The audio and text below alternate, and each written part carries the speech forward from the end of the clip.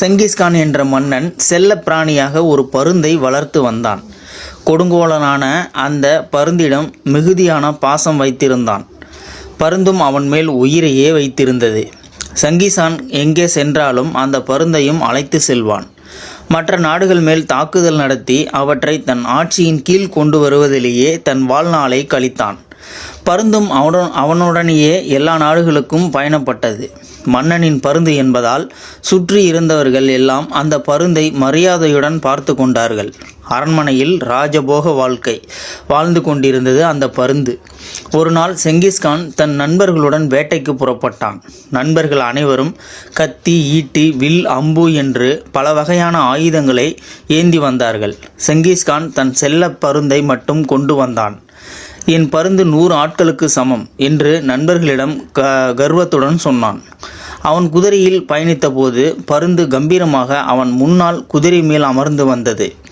பருந்தின் தலைமேல் வெள்ளியால் செய்த அழகான குல்லா ஒன்றை போட்டிருந்தான் செங்கிஸ்கான் தன் அடையாளத்துக்காக. அந்த குல்லா தலையில் இருக்கும் வரை பருந்து அவனை விட்டு விலகி செல்லாது. அவனுக்கு ஏதாவது தேவை என்றால் அந்த வெள்ளி குல்லாவை கையில் எடுத்துக்கொண்டு பருந்தின் காதில் ஆணையிடுவான். பருந்தும் பறந்து சென்று அவனது ஆணையை நிறைவேற்றிவிட்டு வரும். அன்று வேட்டையாட விலங்குகள் எங்கே இருக்கின்றன என்று தெரியவில்லை. செங்கிஸ்கான் தன் பருந்தின் தலையில் இருந்த வெள்ளி குல்லாவை கலட்டி அதன் காதில் ஏதோ சொன்னான். பருந்து பறந்து சென்று விலங்குகள் இருக்கும் இடத்தை காண்பித்தது. செங்கிஸ்கானும் நண்பர்களும் களைத்து போகும் வரை வேட்டையாடினார்கள். விலங்குகளை தேடிக்கொண்டு ஓடியதில் ஒரு கட்டத்தில் செங்கிஸ்கான் தன் நண்பர்களிடமிருந்து விலகி வந்து விட்டான். மேலே பறந்தபடி வேட்டைக்கு உதவி செய்து கொண்டிருந்த பருந்து மட்டுமே அவனுடன் இருந்தது. செங்கிஸ்கானுக்கு கடுமையான தாகம் எடுத்தது. நீரை தேடி அங்கும் இங்கும் அலைந்து கொண்டிருந்தான். ஒரு இடத்தில் பாறையில் இருந்து நீர் வழிந்து கொண்டிருந்தது. பருந்தின் தலையில் இருந்த வெள்ளி குல்லாவை கலட்டி அதில் நீரை பிடித்தான்.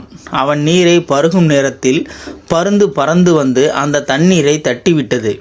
தாகத்தில் தவித்து கொண்டிருந்த மன்னனுக்கு முதலில் பருந்தின் செயல் வியப்பாகத்தான் இருந்தது. தன் கையில் அமர்ந்திருந்த பருந்தை மென்மையாக தடவி கொடுத்துவிட்டு மீண்டும் தண்ணீரை பிடித்தான். குல்லாவில் நீர் நிரம்பி மன்னன் பருகும் சமயத்தில் பருந்து பறந்து வந்து மீண்டும் தண்ணீரை தட்டிவிட்டது. இப்போது மன்னனுக்கு கடுங்கோபம். இதே செயலை என் அமைச்சர் யாராவது செய்திருந்தால் அவரது தலையை கொய்திருப்பேன். நீ என் செல்ல பிராணி என்பதால் உன்னை மன்னித்து விடுகின்றேன். இனி ஒரு முறை இப்படி செய்தால் விளைவுகளுக்கு நான் பொறுப்பில்லை என்று கடிந்தபடி செங்கிஸ்கான் தன் போர்வாளை உரையிலிருந்து எடுத்து கையில் பிடித்து கொண்டான். ஒரு கண்ணால் பார்த்தபடி மீண்டும் தண்ணீரை பிடித்தான். இந்த முறை தண்ணீரை தட்டிவிட்டு விளையாடினாயோ நீ செத்தாய் என்று மனதிற்குள் கருவி கொண்டான். இம்முறை வெள்ளி குல்லாவில் தண்ணீர் நிரம்ப நேரமானது. ஏனெனில் ஊற்று மிகவும் மெதுவாக வந்து கொண்டிருந்தது. பருந்தை பார்த்தபடி நீரை குடிக்க போனான் மன்னன். அது மன்னனை நோக்கி பறந்து வந்தது. வாளை வீசினான். அந்த கடுங்கோலன் பருந்து வெட்டுண்டது. என்றாலும் அந்த உயிர் துறக்கும் வேளையிலும் மன்னன் கையில் இருந்த நீரின் மேல் விழுந்து அதை குடிக்காமல் செய்துவிட்டது. பருந்து இறந்துவிட்டது. மன்னனின் கோபம் அடங்கவில்லை. தாகம் அதைவிட அதிகமாக இருந்தது. நீரின் வரத்து படிப்படியாக குறைந்து முற்றிலுமாக நின்றுவிட்டது. இந்த நீர் எங்கிருந்து வருகின்றது என்று கண்டுபிடித்து அங்கே போய் தாகம் சாந்தி செய்து கொள்ளலாம் என்று புறப்பட்டான். பாறையில் சிரமப்பட்டு ஏறி பார்த்தான். அங்கே ஒரு இடத்தில் நிறைய நீர் தேங்கி இருந்தது. அதிலிருந்து தான் நீர் கசிந்து கொண்டிருந்தது என்பதை தெரிந்து கொண்டான். தேங்கியிருக்கும் அந்த நீரை கையால் அள்ளி அருந்தலாம் என்று நினைத்து கீழே குனிந்தான். அந்த நீர்த்தேக்கத்தில் கொடிய விஷமுள்ள கருநாகம் ஒன்று செத்து கிடந்தது.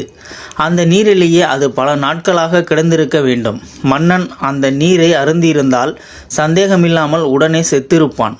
அதனால்தான் பருந்து அவனை அந்த நீரை அருந்த விடவில்லை.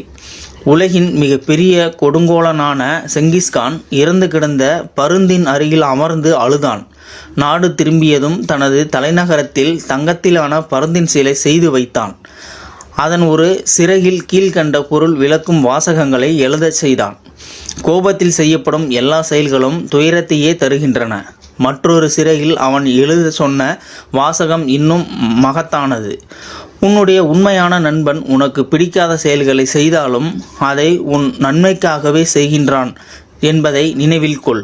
செங்கிஸ்கான் கதை இத்துடன் முடிகிறது. ஒரு செயலை எடை போடும் பொழுது அந்த செயலை மட்டும் பார்க்காமல் அதை செய்பவர் எப்படிப்பட்டவர் என்பதையும் பார்க்க வேண்டும். நமது பெற்றோர், நாம் குரு, உண்மையான நண்பர்கள் பல சமயங்களில் நமக்கு பிடிக்காததை செய்வார்கள். அதற்காக அவர்களை விட்டு விலகி சென்று விடக்கூடாது. நம்முடைய நன்மைக்காக தான் அப்படி செய்கிறார்கள் என்பதை உணர்ந்து கொள்ள வேண்டும். அத்தகைய நண்பர்களை பற்றி ஏதாவது குற்றம் குறை சொல்லி நம்மை கவிழ்க்க நினைப்பவர்கள் நம்மை புகழ்வார்கள். நமக்கு பிடிக்காததை மட்டும் செய்வார்கள். ஆனால் நம்மை வீழ்த்துவதுதான் அவர்கள் நோக்கம் என்பதை நாம் புரிந்து கொள்ள வேண்டும். இது ஒரு அருமையான ஒரு பதிவு தான். இந்த பதிவு பற்றின கருத்துக்களை கீழே இருக்கிற கமெண்ட் செக்ஷனில் மறக்காமல் சொல்லுங்கள். இந்த பதிவு பிடிச்சிருந்தா ஒரு லைக் பண்ணிக்கோங்க. இந்த பதிவை முடிஞ்ச அளவுக்கு மற்றவங்களுக்கும் ஷேர் பண்ணுங்கள். அப்படியே நம்ம சேனலை சப்ஸ்கிரைப் பண்ணிக்கோங்க. மறக்காமல் பெல் சிம்பலையும் கிளிக் பண்ணிக்கோங்க. நன்றி, வணக்கம்.